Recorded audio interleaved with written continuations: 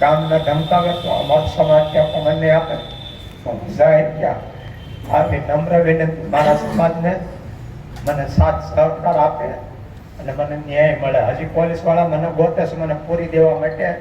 બેન શ્રી જ્યોતિબેને મને અહીંયા સમાજની મુલાકાત કરાવી તો ગોરધનભાઈ તમે મૂંઝાઈશો નહીં, પ્રકાશભાઈને હારી લેતા હો, તમારો ન્યાય તમને જરૂર મળશે.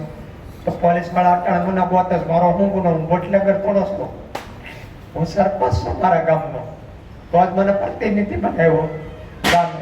તો હવે ગામના એમ કહે છે કે સરપંચ ડિગ્રીનો માણસ છે, એનું પોલીસ વાળા સરપંચનું ન સાંભળતા હોય તો અમારું શું હાલે?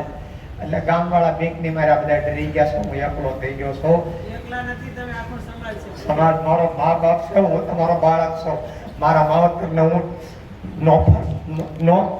મારા માવતરને હું ફરિયાદ નહીં કરું તે હું કોની પાસે ફરિયાદ કરવા? આ બધો મારા માવતર છો. કેવડા તમારી પાસે હોદ્દા છે તો મને પોલીસ વાળા પીએસઆઈ જમાદારો દબાવે, પટ્ટાવાળા દબાવે, પોલીસ વાળો દબાવે કે તમે પૂરી દેવો, તું રાજીનામું આપી દો. શું કારણ? એને આજે મારો કોન્ટેક્ટ કર્યો છે સાહેબ એ સમાજની અંદર, ને આપણો જે ઘણો બધો સમાજ છે, આખું ગામ આપણું છે. તમે વિચાર કરો 120 મકાન છે અને એક અન્ય કોઈ સમાજનું મકાન હોય સાહેબ. આજે હું સોશિયલ મીડિયાની અંદર છેલ્લા 2 વર્ષથી કામ કરું છું, માનવ સેવા ગ્રુપ ગુજરાત ચલાવું છું. તો આજે મારો કોન્ટેક્ટ નંબર યુટ્યુબની અંદરથી લઈને ભાઈ મારો કોન્ટેક્ટ કર્યો, પ્રકાશભાઈ આ રીતે થાય છે. તો જ્યોતિબેનના કોન્ટેક્ટ પછી મેં જ્યોતિબેનને કીધું, કારણ કે હું તો દરેક સમાજની સેવા કરું છું. તો આજે આપણો સમાજની જે વાત કરી તો કે અમે ઘણી બધી સાંભળ્યું બાપુ, અને બાપુની અમારા બસુભાઈની ઘણી બધી રજૂઆત હતી, બાપુની મુલાકાત કરાવું છું. બાપુ 2 વર્ષથી આપણે એક આ સમાજની તાકાત અને તમારી જેવા સંતોની આ તાકાતથી જે 2 વર્ષથી હું કાર્ય કરું છું ને, જો 2 મિનિટનો ટાઈમ લઈને ફટાફટ કહી દઉં કે આજે તારીખ 26/1/2024 થી આપણે બાબરા ઓફિસ ચાલુ કરી છે, માનવ સેવા ગ્રુપ ગુજરાત, જે પોતે મેં એકલા એ નામ આપેલું છે સાહેબ.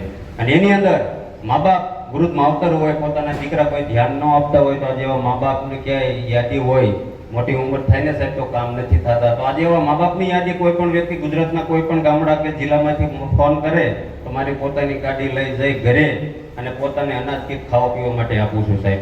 ત્યાર પછી મા બાપ વગરના બાળકો હોય, જેના માને બાપ આલોક છોડીને પરલોકના પ્રવણા બની ગયા હોય, તો આજે એવા મા બાપ વગરનું દીકરા જે દીકરીઓ ભણે છે, આજે એનું ભવિષ્ય ન બગડે ને એના માટે 1 થી 12 સુધી તમામ અભ્યાસનો ખર્ચો હું પોતે એકલો આપું છું સાહેબ.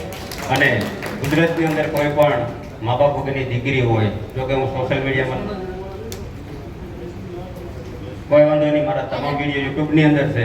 તો આ સમાજે આજે આપણે જે પીડિત પરિવાર છે, તો આજે આપણે મારે પણ સમાજને 2 હાથ જોડીને એક વિનંતી કરું છું કે આજે દીકરી રહે ને યાદ આપણી દીકરી કહેવાય સાહેબ.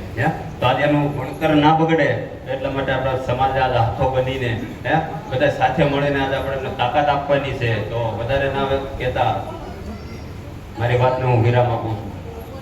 જય કોળી સમાજ, જય માતા. હું ધોરણ 9 માં ભણું છું. હું ઉત્તરા હાઈસ્કૂલે ભણવા જાઉં છું. એ મારી પાસે આવે છે અને મને છેડતી કરે છે.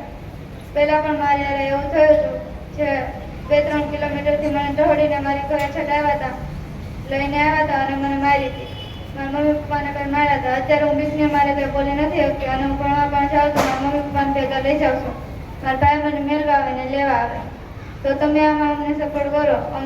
અમે આમાં કંઈ કરી શકતા નથી અને પોલીસ પણ અમારું કંઈ કરી છે, પોલીસ પણ કંઈ નથી કરતા. ધારી વિસ્તારમાંથી કોઈ